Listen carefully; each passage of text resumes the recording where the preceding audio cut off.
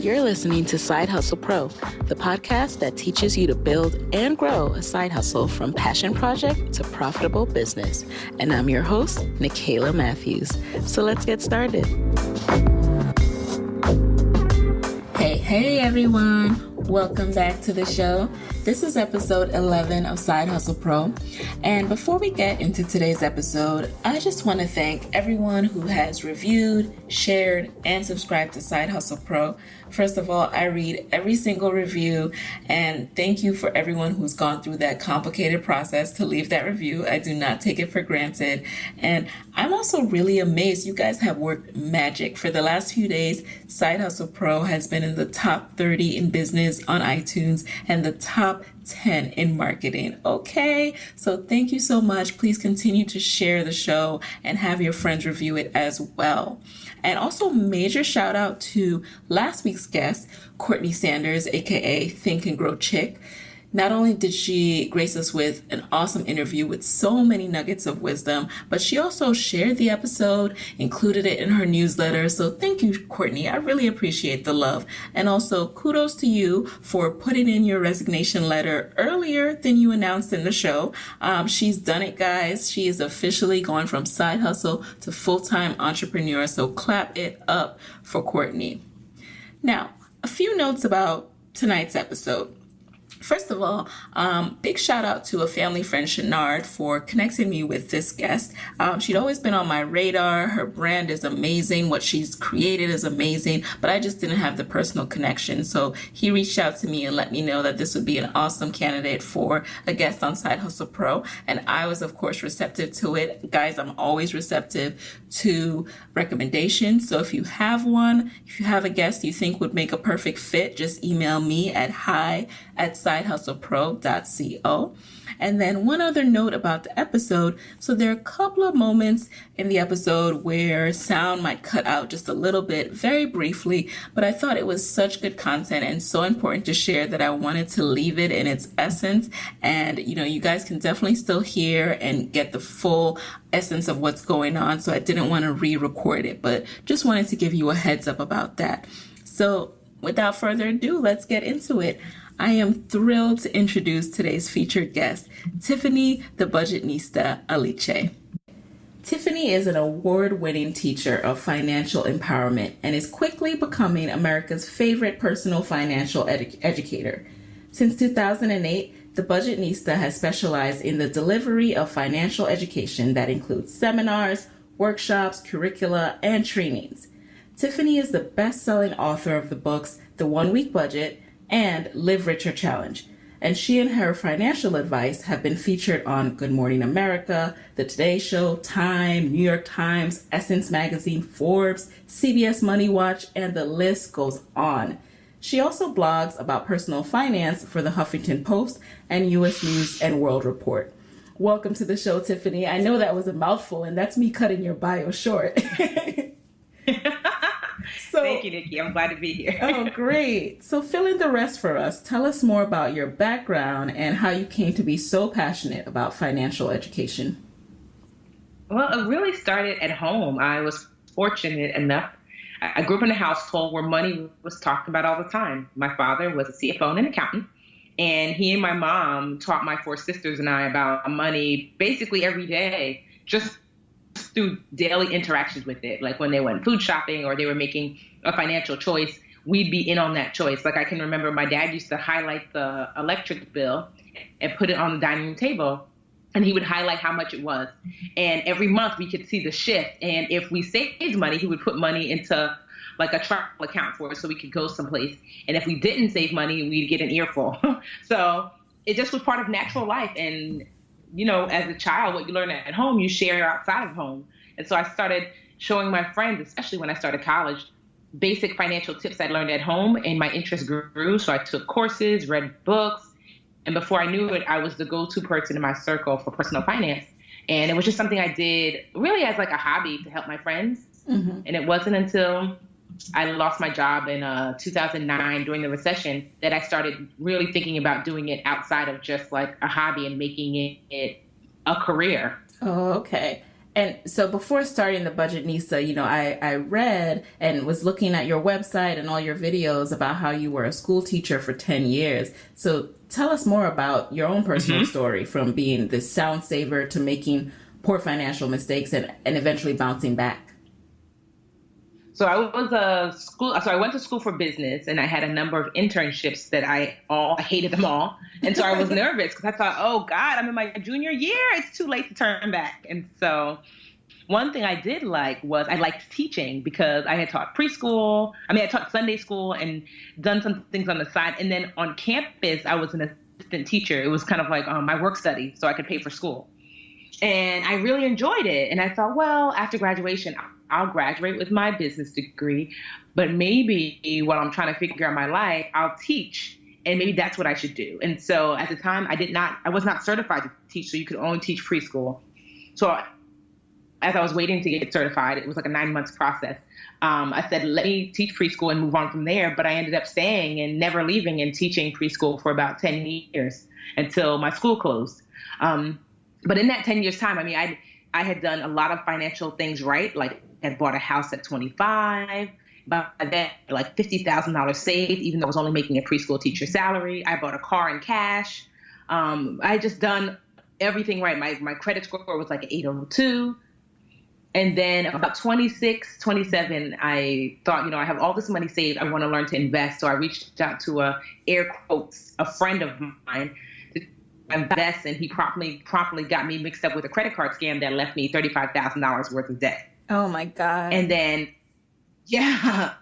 And so because it was the scam was, and I didn't know it was a scam, obviously, that he said, yes, you can invest, but you should invest with the money from your credit card.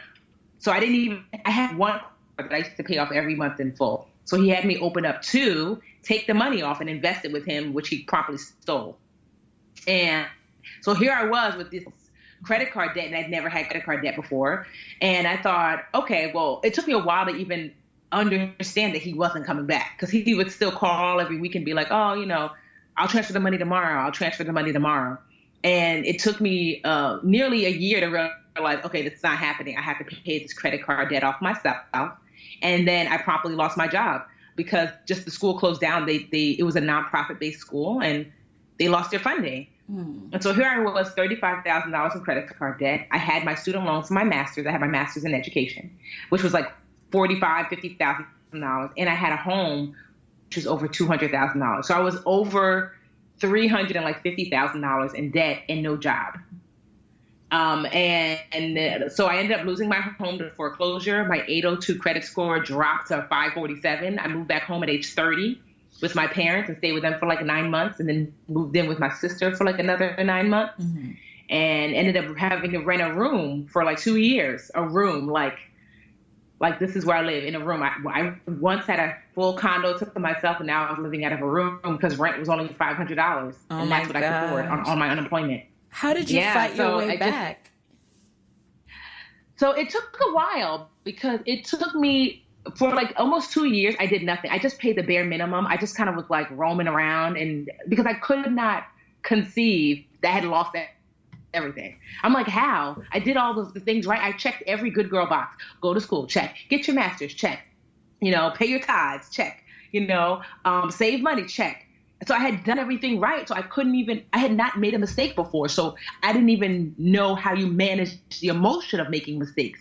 Because up until my like mid to late 20s, I had not made a financial mistake. So I didn't even tell anyone because I was so ashamed, because I figured I knew better. And so I didn't even tell my father, who probably helped me get out of it sooner. I just suffered through it. It wasn't until I told a best friend of mine, because I'd been like sulking for like 2 years and like not going out, not seeing anyone, just being a hermit and basically living in like a depressive funk. And she was like, what is going on with you? And so I finally like broke down, started crying, and told her everything. And she started laughing, which I didn't see what was so funny. But she started laughing, because she was like, girl, that's it? I thought you killed somebody and you hiding out. She was like, so you mean to tell me all this time is because you messed up with money? I don't know if you're in the real world, Tiffany. Everybody messes up with money. It's just that I wasn't used to. So I didn't realize that this is the life most people are living with. So I felt like it's only me. I'm the only one. And she was like, girl, join the club. And so because her lightheartedness about it, like allowed me to forgive myself, because that's really what the problem was. I was not able to forgive myself for the mistakes I made. And then once I was able to forgive myself, I was able to see clearly that I knew what to do. I was raised in a household that taught me what to do every day. And so slowly but surely, I started digging my way out. But by one of the things, I was doing currently was living really simply. My unemployment was not even half of what I was taking home as a preschool teacher, but I was living beneath that. I stopped paying my mortgage. I had to tell my mortgage company, look, I don't have it, so I could pay the other bills I had on time and pay the minimum on everything. I was working kind of odd jobs, and I was volunteering places, just trying to figure out what was my next move. And it was through volunteering that I realized I did still like teaching, but I really like teaching financial education, because I found myself teaching financial education for different nonprofits in my city. And people were loving it. And I started asking those nonprofits, would they consider paying me? And they did. And I started doing one-on-ones. It wasn't a whole lot of money. It took maybe a year and a half to even make $1,000 consistently a month. Okay. But the word got out because I started using social media mixed with me being in the community every day. And slowly but surely, the brand started to grow. People started to pay me more for what I was doing. Okay. So you started realizing as you were working your way back from your own financial mistakes that, hey, I love teaching, and you're teaching what you're learning through the process. Yes. And so that was critical, because at first I thought that the mistakes were going to hold me back. But then I realized that it was through transparency that my brand really started to grow, because people are no longer looking for the guru. They're looking for the girlfriend. Right. They don't want to hear about the person who was Right. So when I was able to say, when someone came to me and they were whispering, so I lost my house. I'm like, girl, me too, last year. And they were like, oh, okay. And then I'm like, well, this is what I did. And this is how all of a sudden people relaxed around me. And they were like, oh, Tiffany is not perfect. As a matter of fact, she's really messed up. But she's fixed it. And she's showing me from a place of, one, she gets it and understands how I feel. Two, she's done it. Mm-hmm. She's not just saying it. She's literally lived this. And so she knows what I'm going through and exactly what I need to do. That's so And so true. the more transparent I was about it, the more my brand grew. That's so true. I don't want to learn from someone who's a perfect financial person, because Lord knows I'm not, I need someone to not judge me. And that's really one thing I appreciate about you is you don't judge. You are here to just say, hey, let's start with where you are and pick it up from there. So when did you make the decision to take the Budgetnista and to create the Budgetnista and begin packaging and selling your financial wisdom? Well, when I was still teaching preschool, I knew that the Budgetnista name was given to me by my little sister. And I had it kind of in my mind that I really like showing the parents at my preschool how to manage money. And I think I'd like to do this, but I was very comfortable where I was. So although I had it in my mind, I had not made any real movement toward doing anything with the Budgetnista. And so I didn't really start thinking about doing the Budgetnista full time or start doing the Budgetnista full time until 2011. So I lost my job in 2009. Mm-hmm. And so for 2 years, I was really developing what did being the Budgetnista mean, and I developed that through giving away my services. Quite honestly, I would, do one-on-ones, would teach classes and start to develop what my signature services were. And in 2011, I also released my book. I had a book in 2009, but I had not published it. And between 2009 and 2011, I tried to get it published traditionally, but nobody cared.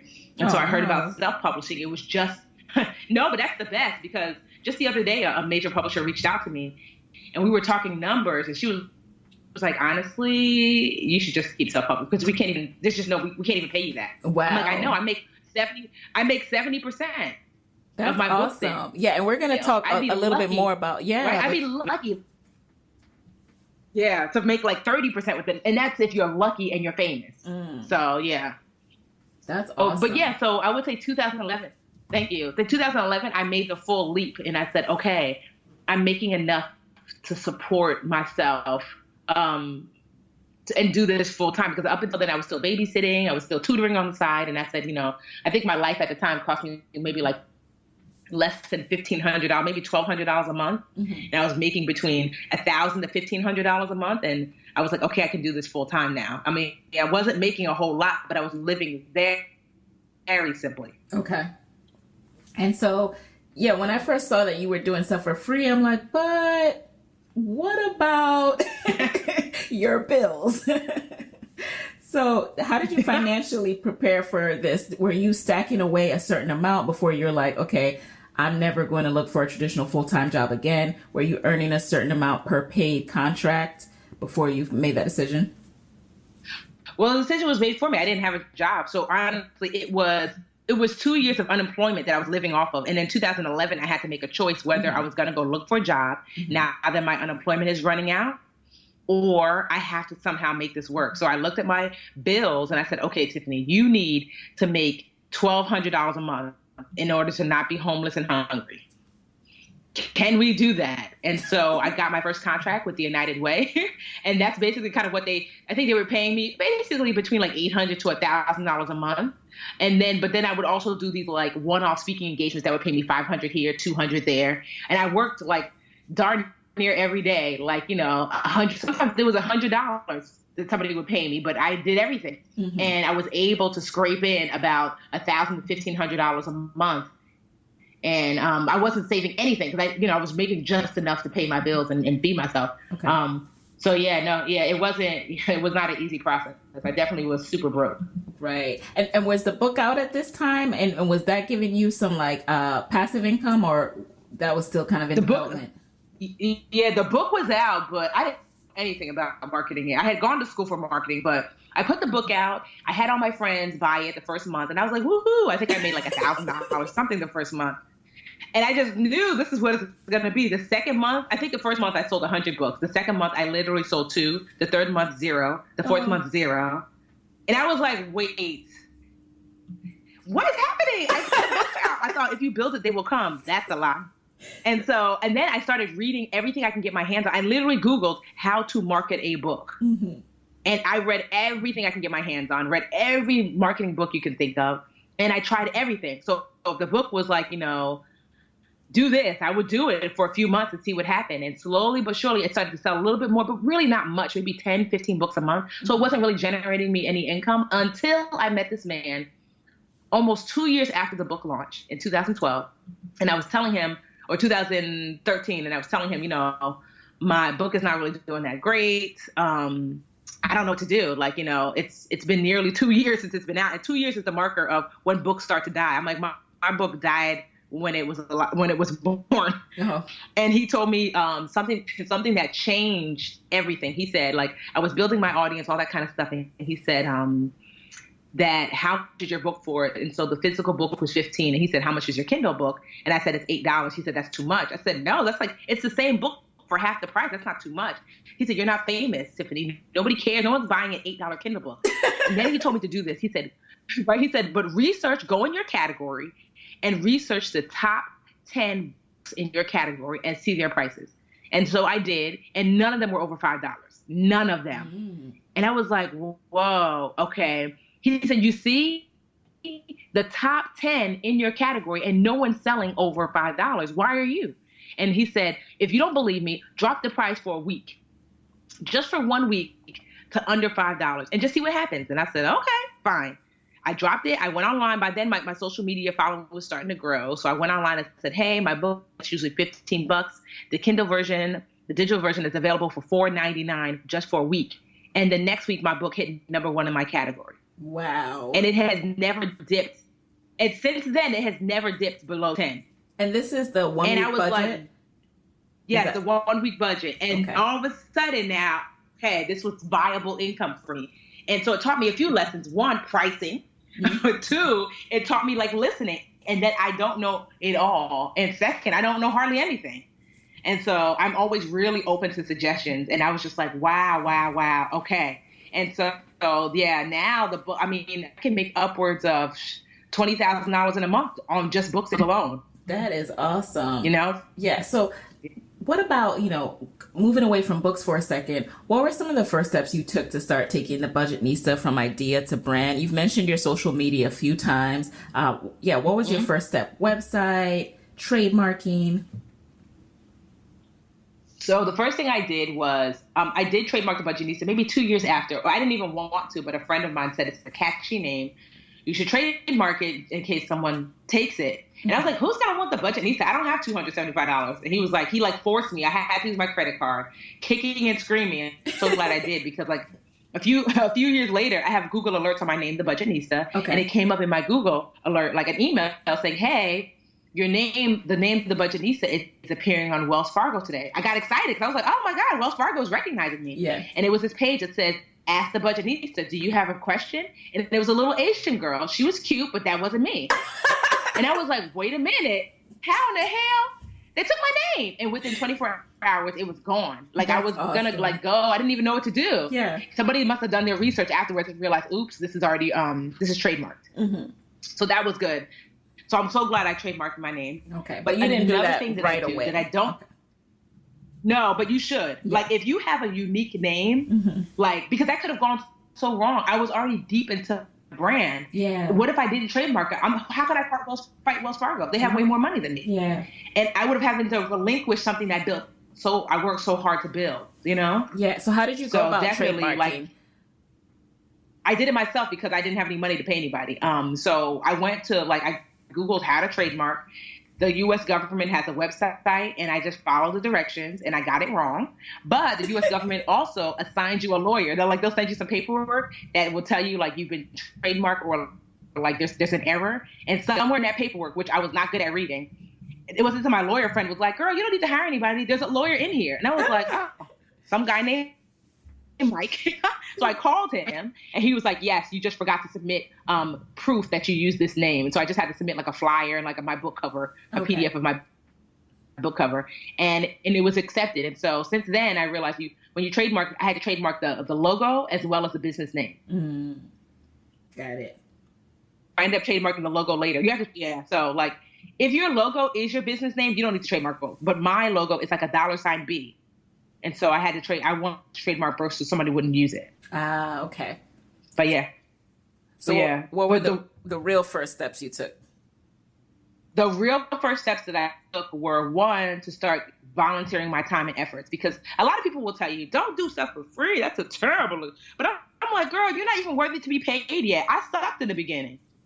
So look, if I sucked and I came to your church and I was terrible, oh well, you get what you pay for. I'm so glad you said that. Because nowadays there's all this pressure to monetize, and you have people out here taking courses. They're actually courses, on how to monetize, how to build your first course.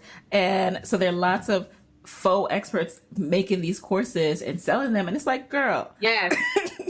What are you doing? It was, honestly, you don't even, even my book, the reason why the 1 Week Budget does so well, this book is old, and it only sells more year. It's unheard of after 2 years for a book to continue and consistently sell the way I'm selling, and it keeps growing.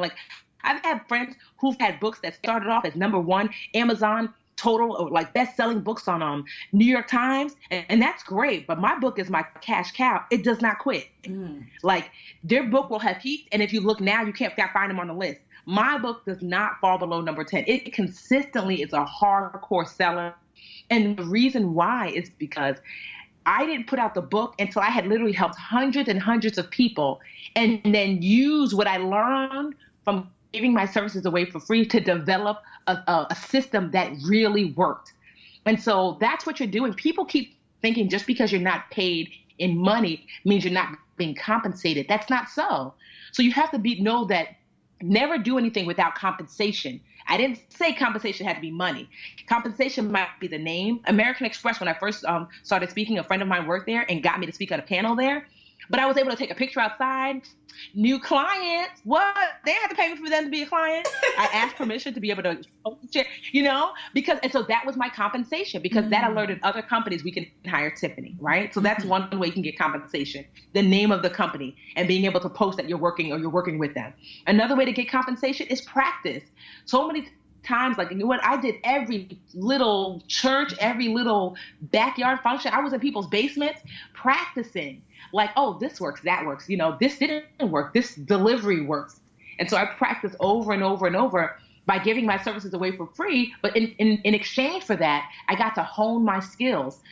So many comedians do this. Like Chris Rock will go to a small little hole in the wall club in New York and practice his new material before he hits that stage on HBO. He does it all the time. A lot of comedians do so.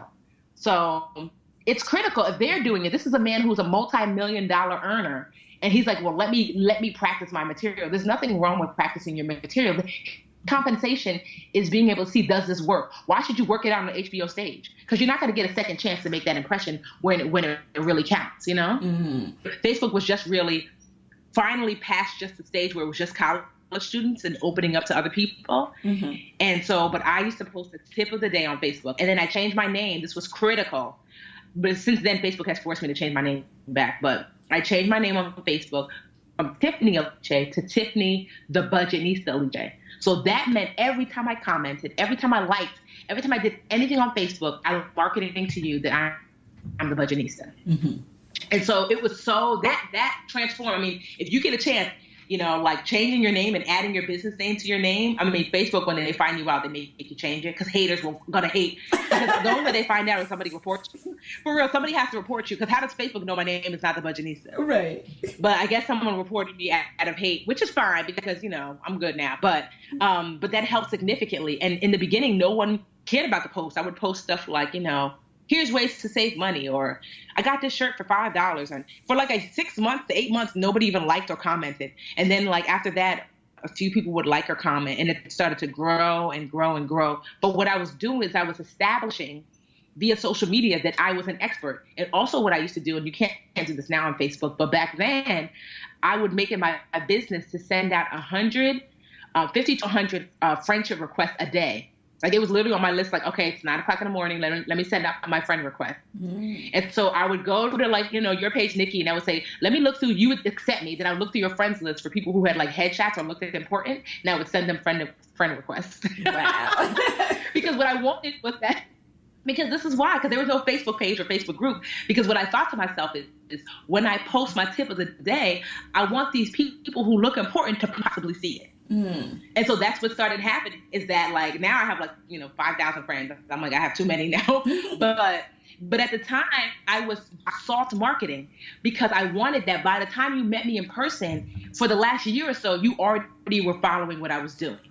You've already seen my tips. You would already see that I posted whenever I spoke anywhere. I don't care if it was a Girl Scout troop. I would post a picture explaining what I was doing so I could show you I'm out here doing what I want you to hire me for. And that helped significantly. And most people are not willing to do the work required to do all that. But to me, I don't do that as much now because it's not necessary. But when you first start out, you have to.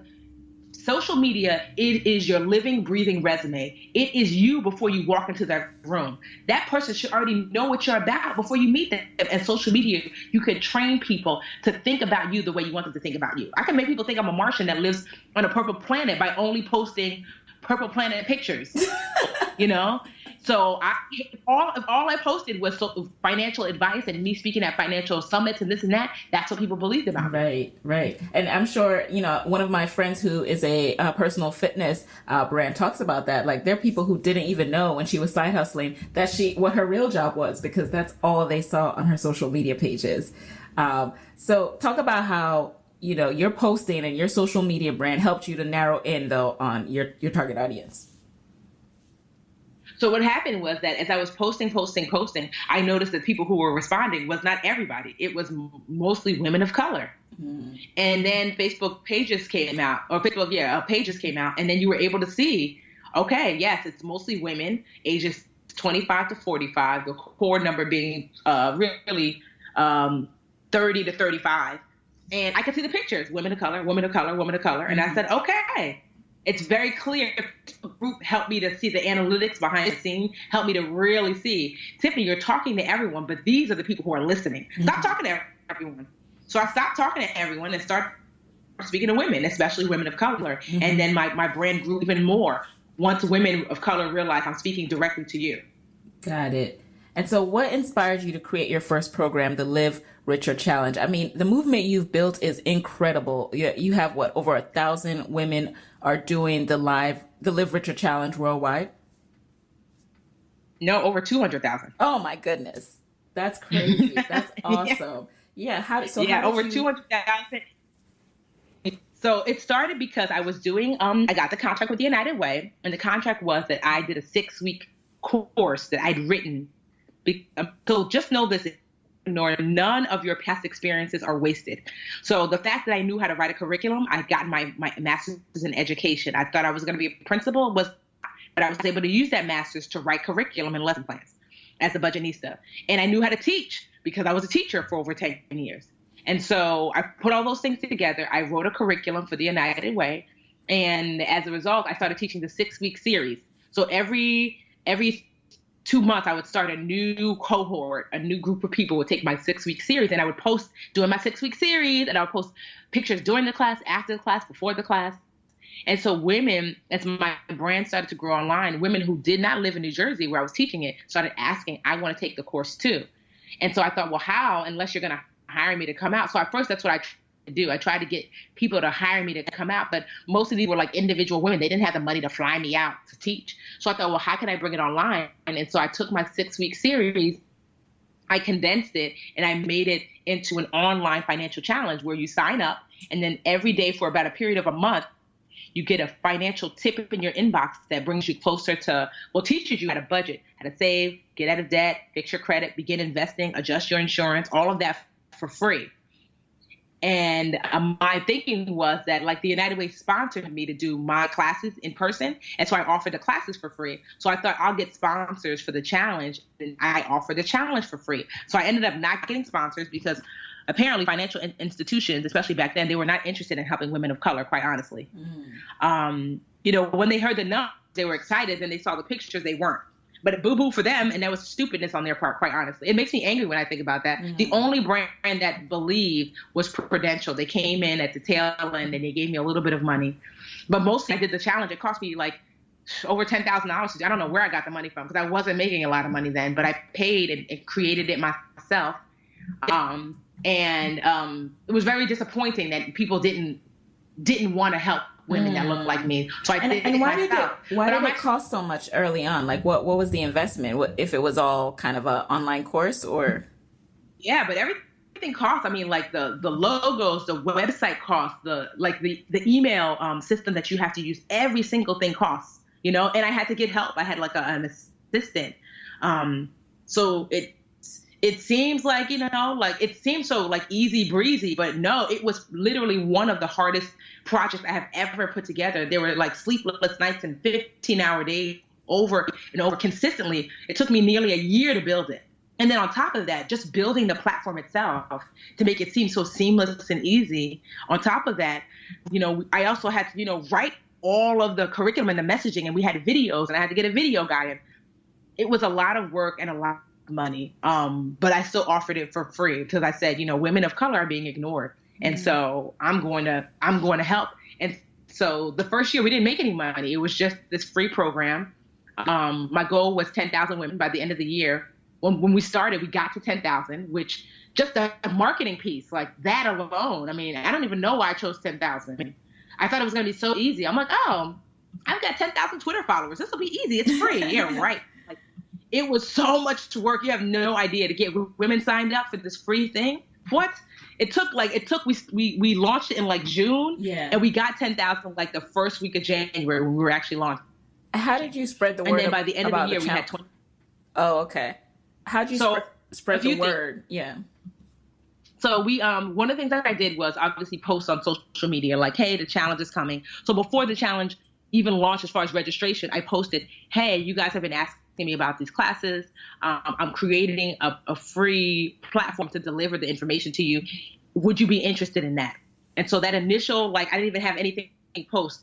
If you're interested, like, sign up here. It was like a Eventbrite link. And so I think like 500 people signed up. And I was like, woohoo, we're on our way. And slowly but surely, we started collecting names by just posting, hey, I'm doing this free thing. Are you interested in learning more? And then when we got to 1,000 women of just posting, like I created these boxes, like almost like, it looks like a meme almost on this website called Canva, Canva. So I created them just saying like, hey, it's coming, hey, it's coming. And then when we got to 1,000 women, I reached out, I emailed those 1,000 women and said, who would like to be a Live Richer leader? And so a Live Richer leader is someone who you would gather your friends to do the challenge with you, because the challenge happens in January. And so about 100 women signed up to be Live Richer leaders. And then they went out into their respective communities, wherever they lived, and signed up women. So that helped significantly a lot too. And slowly but surely, really, it was just about posting every day about the challenge in unique ways so people would sign up. And so I would post, like, for example, a post that would work would be like, we now have 1,500 women. Because, you know, people like to go where it's already safe. It's like, oh, well, 1,500 women, it can't be a scam. Mm-hmm. And so whenever we hit a milestone, I would put the number up. The Live Richer leaders, I gave them like, I made them avatars where it was like their picture and it said, I'm a Live Richer leader. You know, I'm learning how to master my money. Join me here in the link in the little box that we had to make for them. And they would post it and make it their profile picture. So then women, a true leader understands that people are not following you. Following people who are following you. You see what I mean? Like, for example, Nikki, like the women in your life, if they sign up from the challenge, it would be because you said so, not because I said so. And so I learned that, and a lot of people don't get that like that you think that you're building this whole thing by yourself. Yeah. But you're really not. It's really, you know, it's really critical to get those first early adopters really on board and then activate them to go into their respective networks and bring people. Because, yeah, people don't follow that lead. I'm telling you, people who are doing stuff now, they're not doing it because of me. They're doing it because somebody they trusted told them about me. Wow, that's a major key, major insight. Yes. And were you concerned about making it free? What about, you know, how are you going to make money after you invested all of that into it? Honestly, I had no plan for that. I just knew, like, I was shocked I didn't get my sponsorship, because I had white counterparts, to be quite honest, who had way less of a following, way less people signed up. And I thought, oh, well, you know, maybe because we only have 500, when we get to 2,000, no. Oh, when we get to 5,000, no. When we get to 10,000, no. Then I realized, oh, because I just assumed, like, my money, I'm going to money back because people are going to sponsor. Who doesn't want to sponsor? How can you be a financial brand and you don't want to speak to 10,000 women who are looking for financial help? I mean, it's like a no-brainer. Hello? Like, you don't have to sell anything to them because they're here for financial advice. You could just say, hey, I've got a book or this or whatever. I've got a bank account. And the brands weren't interested. And I was honestly devastated. I was like, wow. But you know what? I said, you know what? We're going to do it again next year. And so this is the second year. 2016 is the second year. But this time, a friend of mine was like, do you know about affiliate links? I'm like, well, what's that? And he was like, you know, whenever all these products and services that you suggest during the Live Richer Challenge, some people will pay you. Some of those companies will pay you if someone signs up. Mm-hmm. And I was like, really? I didn't know, because there were all of these services I would suggest that I thought were good that I used. And I didn't know that you could go to their website and sign up to be an affiliate. They would give you a special link. So, like, let's just say, for example, it was like a bank account. And instead of like, you know, wellsfargo.com, it could be Wells Fargo / the Budgetnista. That's my link. And when you clicked on it, and if you sign up for a bank account that I suggested, I might make $10. The same bank account I was always suggesting, but I was sending people to them for free. And once I realized that, I was able to implement that in this year that we've just done the second Live Richer Challenge. It's still running. We do it collectively in January, and then I automate it for the rest of the year so people can sign up whenever they want. Okay. And so imagine, so in January, my blog had about 300,000 visitors. 300,000 people going through the challenge. Yes, clicking on affiliate links. So you see, I was able to make money that way. And then two, I will say this, the first challenge, I will say that I did make money in the book sales, because there were women who were like, I didn't realize until later that they were like, hey, I don't necessarily want to go online and read the challenge on a blog. Can you put it together in a book? So I did. Well, who's going to buy the book? It's free. And so I remember like really, really stressing that, like, hey, y'all, this is free online, but I will put together a book because you asked. And the book, I think that book hit #1 on Amazon as well, too. Wow. Yep, it did.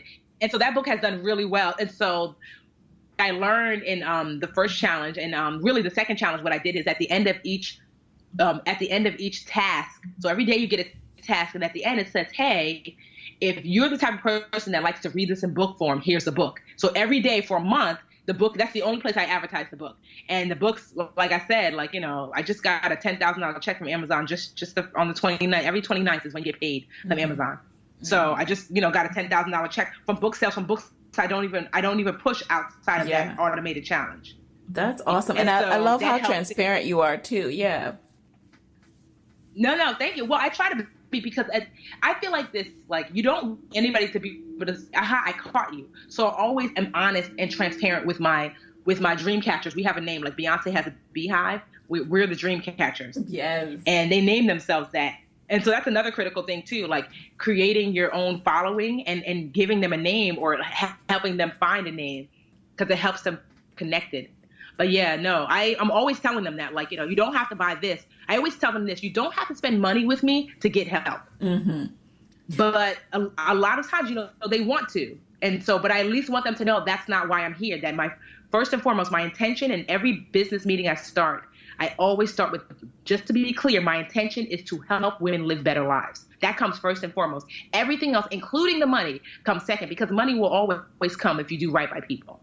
Amen to that. And you're right. Like, people, I will invest my dollar in you because I trust where it's going, and I trust that you have a proven system, because you are the testament. You've shown how you've used the system to come back from the brink of, you know, financial despair. So I love the fact that you emphasize that. So 2 questions I have as you were speaking. You talk about how brands were not interested.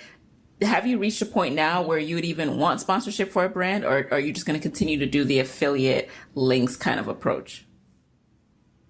No, so we get brands obviously now, because, you know, you're not going to have 200,000 people. So brands come now, but honestly, I'm in the power. I had a brand come to me, a huge brand that I would have worked for free. Mm-hmm. I would have paid them to work for them, come to me, like, you know, a few months ago. They wanted to work with me, but the price they gave me was ridiculous and insulting. So I ignored them. And it took them 3 weeks of like emailing me back to back. Hey, Tiffany, did you get a proposal? I said, yeah, but you couldn't be serious with this. That's why I didn't respond. Maybe you had the wrong person. Because for real, I was like, this doesn't even make any sense. Like, $500 a month to do like $20,000 a month worth of work. Like, get out of here. People make more babysitting. Yeah. Like, what am I, 5? You know? And I just said no. And so they were like, I know, it's just that. I said, no, I had to set them straight. I said, quite honestly, see, I built this without any brand help. And what I know about my audience is this, and this is what I told them, that they do not care what brands support me. That's obvious, because you have not supported me, right? No one says the reason why I'm rocking with the Budgetnista is because this large brand is supportive of Tiffany. They don't say that. They don't care what brands support me, but they do care what brands I support. Now, they're using you because I said you were a good thing. So the power is not in your hand. I don't need that brand. I don't need your $500. Girl, bye. Like, and I told them, and I said, no, that, like, so if you want to work with me, 1, you have to prove to me that you are here to help women live better lives. So that's 1. 2, if you want access to women who move, like, the other day I posted in a group, I think I want to do a t-shirt. Y'all want a t-shirt? If you want a t-shirt, let me know below. 5,000 people said, I want a t-shirt. Wow. That's 5,000. Let's just say I sell a t-shirt for $10. No, for 20. And my take is $10. That's $50,000 right there. $50,000 with one post in my Facebook group. Right? Or the other day I went live because the women in the group, there were like some issues with the rules, and some people just didn't get, like, the purpose of our group. So I went live to talk to them. And honestly, the chastise them a little bit, like, look, we're not going to be mean to this group. This is not a mean girl group. Let's be nice. Let's go back to, like, the positivity that we had before. 30,000 people watched. 30,000. Wow. So you think you're going to pay me $500 a month to have access to when I speak, they listen, when I say this is a good thing, they believe and they move. Why would are you kidding? No. And so, so it ended up not working out, because honestly, I don't need brands and I don't need brand money. It feels really good to know. So, I do work with some brands, but only when it's in alignment. Yeah. I don't have to say yes. I've said no way more times than I've said yes, because it's more important for me to do right by the women that trust me than take your money, because there's so many ways to make money. That's one thing I've learned, that when you have influence and trust, there's so many ways to make money that are in alignment with the people that you're helping, that I don't have to compromise my integrity to work with brands. And so, we get a lot of offers and stuff, but mostly I say no. And sometimes I work with a brand for free. That's for sure. If I think a brand is, go ahead. I'm sorry. No, I was just gonna say that's such an empowering and beautiful position to be in, because I think a lot of times as small businesses and entrepreneurs just starting out, we are chasing brands. We think that's what we need to be validated. That's what we need to be successful. So to emphasize just how much you focus on your content and your community and organically grew that to a place where you don't need brands, that's a beautiful message to share. Yeah, and I wish I knew, believe me, it wasn't something that, I didn't come out the gate thinking that. I mean, just like every entrepreneur, I thought if I can get on board with brands, there's so much money there. The truth of the matter is, like, there's more money in your community than in your brand, unless the brand is paying you. Like, I'll tell you, like, the average contract, like, for when I work with brands is, I want to say on average, probably like $15,000 to do maybe like a blog post, a speaking engagement, something like that. So it's not like, so you might get, 2 or 3 contracts a year. But, our business brings in over $500,000 a year. That's not, so brand money is not what's driving the Budgetnista. It's not really what's driving, so yeah. It doesn't make sense to chase after something that doesn't even account for like 20% of what we bring in. It's really the community that brings in the income. So that's where my energy goes, to making sure that they're good. And so, yeah, I would say this to a new entrepreneur. Is it less time for a brand to just pay you a lump sum of money for you to do whatever? Sure. But it's more lasting if you work on your community and you build your influence and you make your money there, because one brand can leave you and go with somebody who's younger and cuter or whatever. And you're like, darn it, I lost all that money. But one community member leaves you and it doesn't mean you lost anything. You can gain another. So yeah, I prefer instead, I look for my power to come from the people and not from the powers that be. Got it. And speaking of community, that leads me to the second question that I had as you were speaking. You have built a really large Facebook community, not just your page, but the Facebook group itself. I'm a member of several Facebook groups, and now I'm a member of the Live Richer Challenge Dreamcatchers group too. And I've never seen, I don't think I've seen a group that big and that valuable of all the groups that I've been in. So how did you build that community? So one is, in the beginning, the Facebook group really started, intention is everything. So the Facebook group started really specifically for the people who were taking my class at the United Way. I was like, instead of emailing me, let's form a private group where if you have questions, you can ask it here in a safe environment and I'll answer them. So that's how it started. So for years, it was just like 50 people. And then as the challenge launched, I don't know how they found it. I guess because, honestly, I don't know how they found it. They started adding themselves to the group. And I'm like, who are these people? They weren't in my class. And they would just be like, no, we came from the challenge. And I was like, well, how did you find that? Y'all are some Googling folks, right? And so slowly, at first I was opposed to it. But then I realized, no, this is a good thing. Instead of them emailing me, we can all congregate here. So what I did was I went back to the challenge and I infused a group link to the daily task. Like, hey, don't forget, if you have questions, ask them here. Okay. And so at first, it was just me answering every single question and being transparent and speaking to them directly there. And then I started attracting other financial experts, and they would come in and help me answer questions. And before long, it was just, you knew you can ask a question and get an answer. And you knew that it was a place. I only have 3 rules. 1, keep it financial. So it's just about personal finance. If you don't post about personal finance, we delete it. 2, keep it positive. So no negativity, no judgment. If you pass judgment or you're negative, not only do we delete what you said, but we also delete you. Mm-hmm. So we're really strict about that because keep it positive. And 3, no soliciting, no selling, no self-promotion. So no, oh, my business, no, we don't allow for that. You're not going to make money off of my hard work. Mm-hmm. That's 1. And 2, I've been in businesses where people start posting their businesses and that's all you see. It's just a running thread of buy my thing. We're mm-hmm. not having that. Mm-hmm. It's a group of resources. And so I think what's made our group really stand out is that it's so resourceful. And we've created an environment where you can share openly and, and get help. And the Dreamcatchers are so helpful. Like, we have lawyers in here. I mean, I've seen people say, I'm leaving my husband, he's abusive, and he's taking all my money. What can I do? And I've seen people step up and say, well, I'm a lawyer, girl, call me. I'll help you for free. Wow. People will post like, I'm in a homeless shelter. I'm not sure what to do. And people will swoop in, social workers will swoop in with, here's some resources that you can call, and you can call me for free. Mm-hmm. And so what you find is that it's And that's what I wanted to cultivate. And to me, if that's what you want to cultivate, that's what you have to be. So I set the tone with always being gentle, open, and honest and helpful. And as a result, not allowing anybody to be anything else but that. And so setting the tone for that allows other women, when they come in, and realize, like, okay, this is the tone for the group. And so people just, I mean, we have over 100,000 of the 200,000 women that are signed up for the challenge. About half of them are part of the group. And we're really strict even now. We don't even let everybody into the group anymore. Like we used to, just like, if you added your friend, we would let her come. Now we don't do that. If your friend wants to be a part of the group, she has to click the button herself. Yeah. That means she made a choice to be.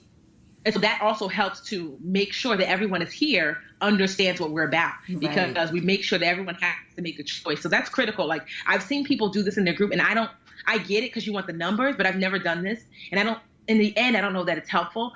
Where people are like, add your friends, let's get 2,000 people. But do numbers really matter if they don't move? Right. And that's another, I mean? That's the target audience thing again. It's like, numbers don't matter if they're not about this challenge, if they're not interested in this content. Exactly. Because if you have 20,000 people in your group, but then when you make a post or you go live, 12 people are watching because they don't know who you are, because they've been added by random folks. Like, so how is that? That's not real influence. So it's better to grow. So if it's more slow, that's fine. It's better to grow slowly, but for people to actually be following and coming,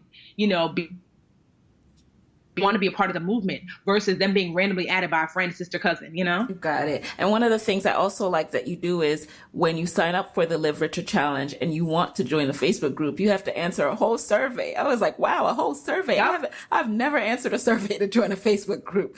But it really makes sure the people who are joining are serious about this challenge.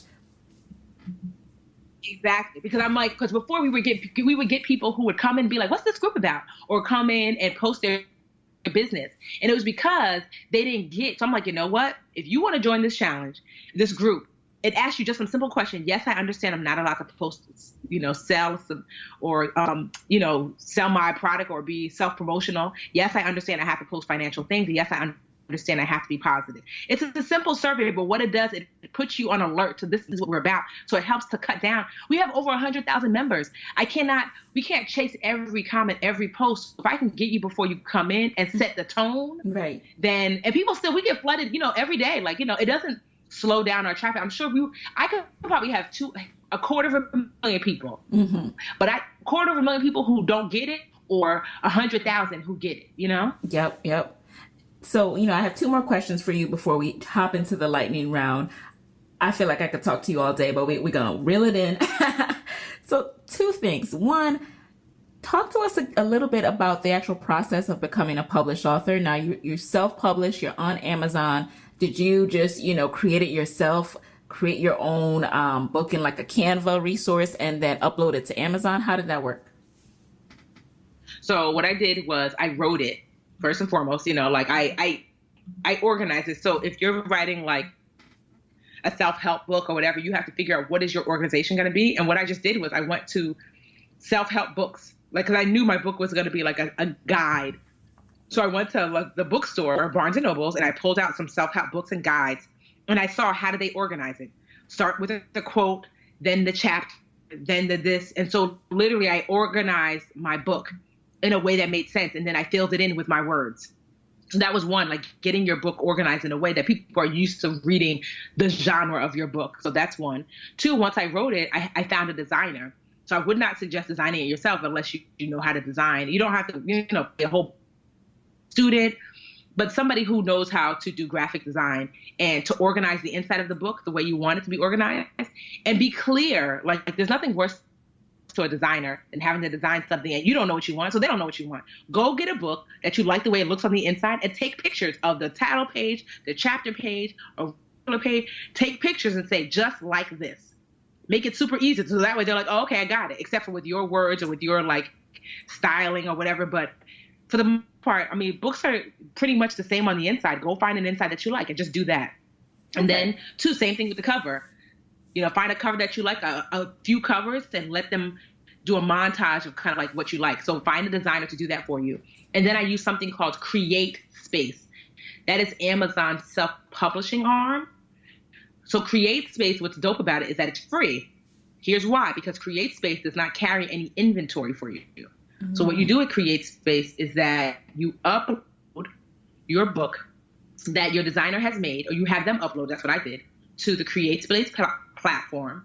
And once it's accepted, you can click go live. And then within, like, I think basically that day, it's on Amazon, and also it's on Create Space's platform. And then what you just do is you share your link. You share your Amazon link. My book is on Amazon here. You can come buy it. And so that's why it's important to build an audience, so that way people are wanting your book that comes out, and letting them know months in advance before it comes out that it's coming out. You have to think about, like, your book is like a movie. There's like a movie premiere. There's like dropping all these little hints that it's coming. So that way when it finally comes out, people rush to go get it. Yes. But yeah, Create Space is like, it's my favorite. That is a gem. I didn't know. I think I've heard about it, but haven't really explored Create Space. So thank you for sharing that. So now that you've grown from a small local resource to this international brand, what has changed in your business since you first got started?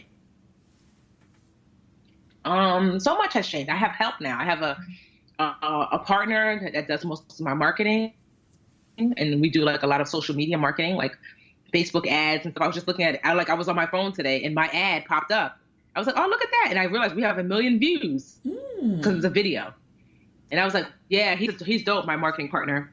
And then also, too, I've got a COO, Sierra. She started off as my intern, and she moved up, and now she's my COO. I have like 4 admins. I have social media admin, I have a personal admin, and 2 admins for this online academy I created called the Live Richer Academy. So the Live Richer Academy is an extension of the challenge in that it's next level. So I have financial experts from around the country teaching next level courses in the academy. And what they do is they're teaching stuff like taxes and how to start a business and stuff like that. And it's like $12 a month. So people register. We have about 4,500 students, and they pay $12 a month to have access to this next level courses. And that's like a big, that's huge. You do the math, 4,500 times 12, and how much that is a month bringing in. Wow. And so, but I wouldn't be able to have that academy if I did not create this challenge that was free. So yeah, so much has changed. I mean, our income obviously has changed tremendously. By this time next year, I anticipate we'll be $1 million a year company at minimum. Yeah, but I mean, so much has also stayed the same. I still work in my PJs at home mostly. Like right now, I'm in my PJs, like sitting on the bed, talking on the phone. This is like work, and then after this, I'll do some emails. I literally just finished making breakfast before I started this call. And so, yeah. Yeah, that is awesome. The freedom. Okay. So before we go, we're going to jump into the lightning round. So that's when I ask you 5 hot topic questions, and you answer the first thing that comes to mind. You ready? Mm-hmm. All right. Number 1, what's a resource that has helped you in your business that you can share with the Side Hustle Pro audience? My favorite is Canva, Canva. I love it because I used to pay graphic designers to do the smallest little thing because I don't know how to use graphic design and whatever programs. But Canva allowed me to do basic and cool, funky graphic design for myself without having to pay for it. It's free. Awesome. Well, and number 2, how do you define success? I define success as actually deciding what it is you want your life to look like and living that life. So not money, not this, not that, no, but saying, I want to be a teacher, and hey, you're a teacher. Or I want to travel more, and you're actually traveling more. So success is making a conscious choice, your decision of how you want your life to look, and actually living that life that you've outlined. All right. Number 3, who inspires you and why? Who inspires me? My father. So from just teaching me about personal finance, but he came from really humble beginnings in Nigeria, in rural Nigeria. And to come from that to America, have his master's degree, his bachelor's degree, him and my mom raising 5 girls successfully. All of us have our degrees. I have my master's. 2 of my other sisters have their masters. And just watching that, especially my father, just navigate and to do so well and making a way where there was no way. Number 4, how does one break into and stand out in the personal finance space? So you break into by sharing the knowledge that you have openly and generously, and you stand out by doing so consistently and doing so transparently. Like I said, nobody wants a guru anymore. They're looking for a girlfriend. But finding your voice, like if you try to mimic and do it how I do it, no one can be more Tiffany than Tiffany, so you will always fail. So if I try, and I've tried this before, if I try to say like, oh, I like the way she does it, let me do it like that, I fail because that's not me. So instead, the Budgetnista is literally the essence of me boiled down into the one particular trait and characteristics. And so that's what people are seeing. So it's really critical that you're consistent and that you are transparent and that you are yourself. That's how you stand out. That those who want to hear from you will be looking for you, not for, a version of someone else that you're trying to make you. Number 5, as the Budgetnista, what's your parting advice for fellow women entrepreneurs who want to be their own boss, but are worried about losing that steady paycheck? I say this, save, at least for a year until you make the leap. And then even when you make the leap, don't make the full, complete leap. Like make a half leap. Start working at the mall on the side or babysitting or whatever. Like in the beginning, you're not going to make any money. I mean, some people are lucky enough that they do, and that's great. But for the average entrepreneur, it's going to take a few years. So being an entrepreneur doesn't mean that you don't work anyplace else. It just means that wherever you work still allows for you to work on your business. And so, like I said, I tutored, I babysat, I did all these things on the side until the money was enough.